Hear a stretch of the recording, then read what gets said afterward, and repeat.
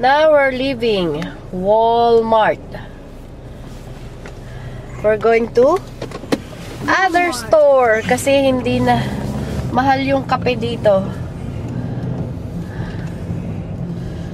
It's what time is it now?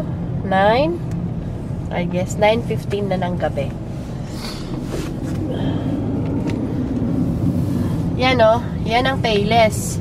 Yan ang Payless dito. Bilihan ng sapatos.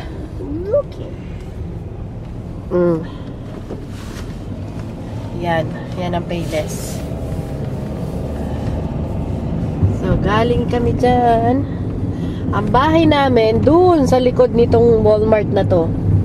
Dun banda. Yung may mga ilaw doon. Doon. Basta yung may mga ilaw doon. Doon ang bahay namin. Marami na rin nagsipagtayuan dito sa malapit namin. Department store, Marshalls and Ross, at saka yung sapatusan nga, tapos mga bangko, at Sonic. May Sonic ba sa Pilipinas? Ha?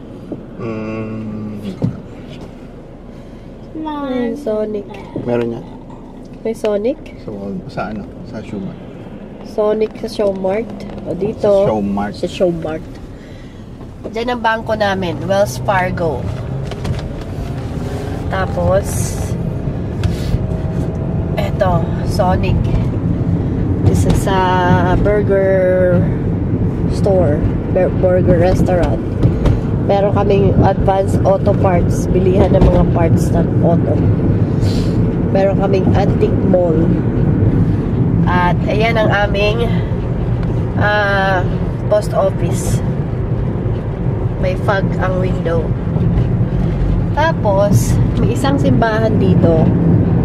Sa malapit din sa amin. Anong relihiyon nila to?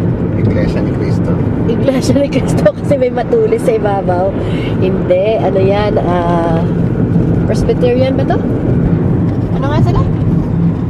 Sabadista o whatever. Ha? Okay. Hindi naman matanda. Pentecostal yata yan. Pentecostal. So, ito na kami sa may stoplight. Supposed to be, liliko kami sa kanan dyan. Papunta sa aming village. Pero dahil pupunta kami sa ibang store, liliko kami dun sa kaliwa dyan. Malapit sa gasolinahan. Paliko kami dyan. Papunta dun. Papunta actually kina Gladys.